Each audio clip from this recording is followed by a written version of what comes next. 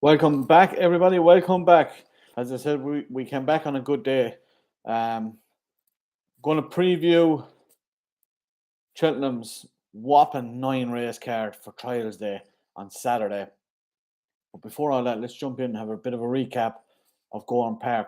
Our first preview back, and yeah, it was a bit of a good day, but it could have been a great day. We started with the first race, and our selection, Derry, for Moses McCabe was second, beating a half a length at 8-1, which was painful.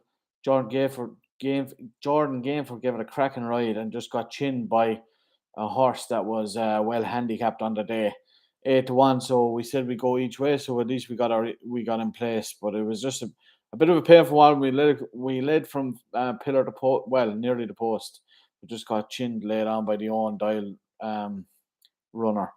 Our second selection, then we said if it drifted out to 4 or 5 to 1, it actually went out to 6 to 1 at one stage for an each way bet to nothing. I thought was Purse Price for Gordon Elliott. That finished second again, but we were at our mercy here because Hands of Gold for trainer Arthur Moore with Anya O'Connor in the saddle for in the colours of JP McManus looked like won by 6 lengths. We got off the mark then with a short on shot TFU. I said I was going to play the over 5 lengths if we get a bit even money. I got 5-4 and over 7 lengths. So that was you ended up winning by 15 lengths. Somerville Boy, who I said was an interesting runner, finished second. So plenty to come from a good run from Summerhill Boy for Henry de Bromhead. Second run for Summerhill Boy. Then the feature race, the Thyestes handicap. We had two in the race. Fakiria for Gordon Elliott. It was a poor performance from that, but our main selection was carefully selected and duly obliged. We advised at 8-1, and he ended up 9-2. They absolutely smashed him up. I said that 8-1 was way overpriced. He was sevens freely for about 24 hours after I put up my video, so hopefully everyone got on at that price. I thought Paul Towner was absolutely unbelievable on this horse. It's a lot easier to say Paul Towner and William Mullins great combination, but that just shows you why he has the job he has and why he's the rider he is and why he's the champion jockey he is. I thought he was very, very good, very, very intelligent on this horse, and we got up by a short head. Then we seen Sir Gerhard making his debut over the big obstacles and ran out a very good winner. Bit of a couple of sketchy jumps, but all in all, I like the performance. I think it'll be interesting where he goes next. I think he's going to go straight to Cheltenham, so be interesting to see. He was very short, 1-6. The second last race was the Opportunity Hurdle. I didn't preview that in the last race. I said I hadn't really much of an interest in it either, and an 8-1 shot newcomer from Thomas Cooper with Paddy Mullins in the saddle got up there. But we've been talking too long. Let's get stuck into Cheltenham. As I said, there's a whopping 9 races on the card. It's Trials Day, and we've got the Clarence House rescheduled from, was it last weekend or the weekend before? So it's an absolute bumper card. So it's going to begin at 11:40, and the first race I'm going to take a look at is the first race. It's the Triumph Trial. It's the Juvenile Hurdle, Grade 2, over 2 miles. We have 8 runners lined up here. I'm very interested in 2 runners here. Comfort Zone for Joseph O'Brien and Script Rider from Milton Harris with Paddy Brennan in the saddle. Just these 2 horses, the form ties in with a Gary Moore horse, and they both equally beat him by the same distance.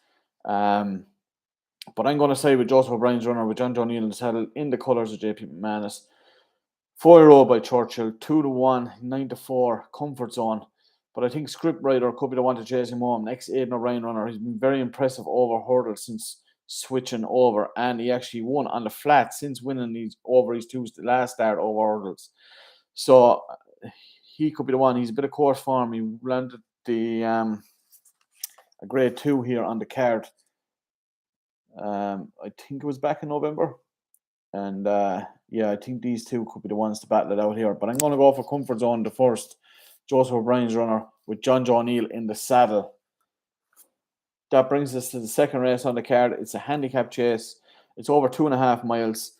We have a very warm favourite here, Fire Dancer from Venetia Williams, Charlie Dyche, in the colours of Rich Ritchie.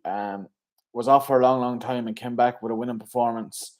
Thought it got a bit tired running to the line that day, as it should. It was off for a long time. I can't really remember. I think it could have been nearly 3 years. But I'm going to take him on here with a bit of an each-way shout here. Panic Attack for David Pipe and Tom Scudamore, 12-1. This came for Cliffsmere. I tipped her up a couple of times. She's won over the course, and I just think at 12-1, first three, I can see her being thereabouts, and hopefully we get our head in front there. So Panic Attack in the second. That brings us to the third race. It's the 3 mile 6 cross country. Of course, it's a race where at the festival last year we had the winner, and we're going to stick with our winner. Delta Work, unoriginal, 9-4, Garnelia, but Rob James takes a valuable 7 off its back this time. The one I can see running well at a price is Manila Times, of course, won the Grand National and looked to be coming back to form. 9-1, John Joe O'Neill Jr. in the saddle again. Colours of JP McManus, but for me, they all have to be Delta Work. The only killer here is the weight, but he's got that weight for a reason. So Delta Work for me in the cross country, and a little bit of a play each way is Manila Times. Now, that brings us to, I suppose, the feature of last weekend, and it's probably going to be the feature of this card as well, because it's a great one. It's the Clarence House, the rescheduled Clarence House. And we're going to see last year's champion chase winner, Gowran Me. Short 8-15 here with Paul Town and Willie Mullins. Colours of Tony Bloom, but I was sweeting this horse last year for the champion chase. I was sweeting this horse after he finished second in this race last year. It's his only blot on his copybook, and I'm going to be sweetening him again here. Edward Stone is a worthy adversary here. 2-1 second favourite for Alan King and Tom Cannon. Unseeded the last day, but was an Arkle winner last year. And I think could be the one to run him home. But I think Gowran Me is going to put all these 6 runners in his place, bar any once he pops over. So for me, Gowran Me and Gowran Me to win in style.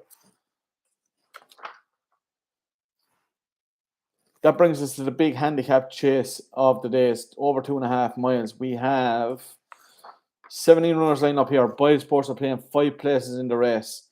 We have a 4-1 favourite win with the Richard Hobson trained Gavin Sheen ridden Fugitive at 4-1. Worthy favourite. But I'm going to go for a big price each way, just with the 5 places. A horse with a good bit of form early in his career. All Mankind, still only a 7-year-old. Sean Quinlan comes in for the ride for Dan Skelton. Sean Quinlan's great to see him getting these big rides now. He's a local man here from my hometown, so it's great to see him getting on well, and all his hard work paying off. But yeah, All Mankind, I think, could be a bit of a player here. Hopefully sneaks into the race nice and handily there. 25-1, I think, could be a small bit of an each way player here. So All Mankind each way, 5 places in the 150.